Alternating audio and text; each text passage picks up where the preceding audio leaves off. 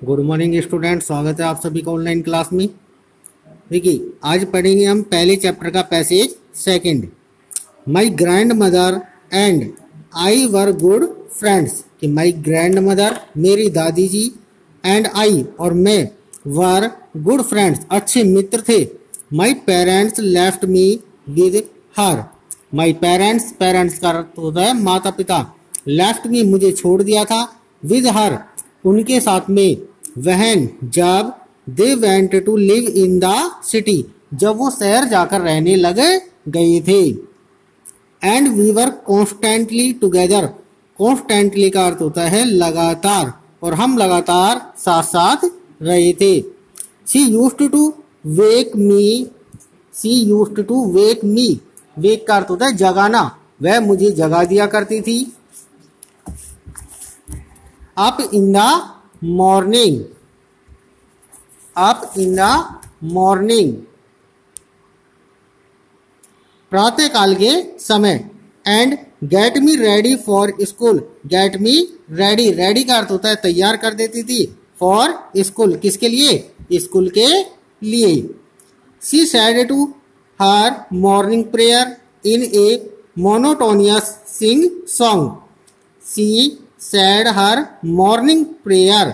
Sad का अर्थ होता है कहना या गाया करती थी। मॉर्निंग प्रेयर यानी कि प्रातःकालीन प्रार्थना को इन ए मोनोटोनियस। देखिए, मोनोटोनियस का अर्थ होता है नीरस स्वर में। क्या अर्थ होता है? नीरस स्वर में। वाइल जबकि she bathed and dressed me in the hop. While उस दौरान सी बाथड, बाथड का अर्थ होता है जब वह मुझे स्नान कराया करती थी। एंड ड्रेस्ड और मुझे कपड़े पहनाया करती थी। In the hope that, in the hope, hope का अर्थ होता है इस आशा में, डैट की आई वुड लिसन कि मैं उसको सुनूंगा। And get to know it by heart. Heart का अर्थ होता है हृदय से। नो, नो यानी कि उसको सीखने का प्रयत्न करूंगा। I listen because, I listened मैंने सुना, बिकॉज क्योंकि, आई लव्ड हर वॉइस क्योंकि मैं उसकी आवाज को पसंद करता था। बट लेकिन, never bothered to learn it. Never, never का अर्थ होता है कभी नहीं। बोदर्ड का अर्थ होता है परेशान करना या परेशान होना।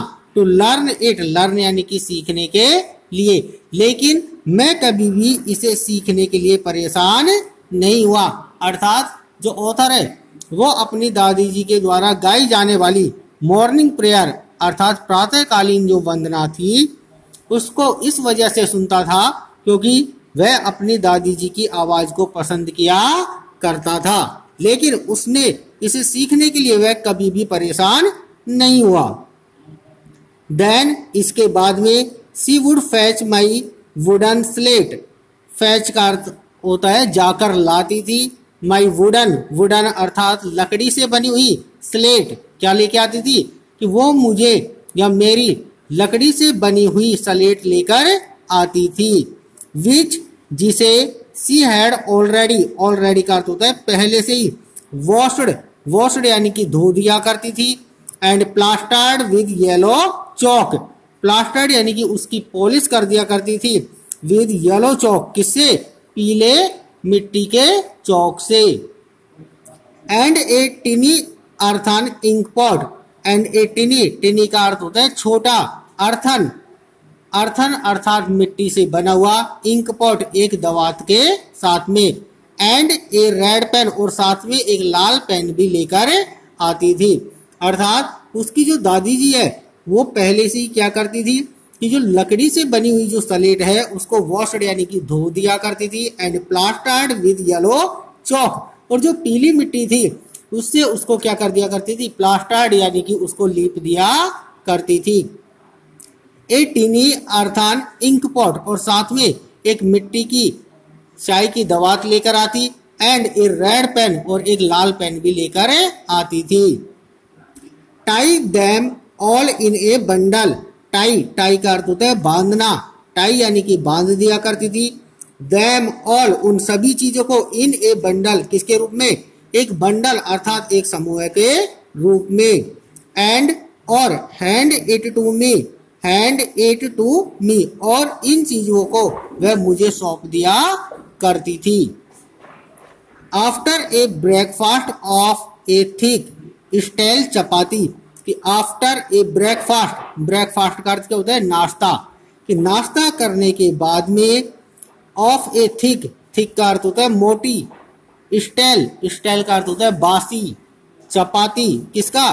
कि वह एक मोटी और बासी हुई चपाती का नाश्ता करने के बाद में, विद ए लिटिल बटर, जिसपे क्या लगा हुआ होता था? विद ए लिटिल बटर, अर्थात लिटिल का अर्थ होता है छोटा सा, बटर यानी कि मक्खन लगा हुआ होता था, and sugar spread on it, sugar अर्थात चीनी, स्प्रेड यानी कि फैली हुई होती थी, ऑन इट इसके ऊपर, अर्थात जो बासी जो चपाती है उसके ऊपर थोड़ा सा मक्खन लगा हुआ होता था और इसके ऊपर चीनी फैली हुई होती थी। वी वेंट टू स्कूल, हम स्कूल जाते। सी कैरिड सेवेरल स्टील चपातीज, कि सी कैरिड, कैरिड यानी कि लेकर जाती थी, सेवेरल, देखिए सेवेरल का अर्थ होता है कई, स्टील चपाती, स्टील यानी कि बासी हुई, चपातीज यानी कि अपने साथ में कई सारी बासी हुई चपातियां वो लेकर जाती थी। विद हर, विद हर अपने साथ में, फॉर द विलेज डॉग्स, किसके लिए? गांव के कुत्तों के लिए, अर्थात जो बासी हुई चपातियां जो बचती थी वह अपने साथ में गांव के जो कुत्ते थे उनके लिए लेकर जाती थी। क्लियर? ठीक है, इसी के साथ में ये सेकंड स्टैंजा यहीं पे समाप्त होता है। अब देखिए यहाँ पे जो वर्ड मीनिंग है वो आपको अपनी कॉपी में नोट करने हैं और साथ में जो मैंने अंडरलाइन किए हैं वो सारे के सारे वर्ड मीनिंग आपको कॉपियों में लिखने हैं। क्लियर? थैंक्स।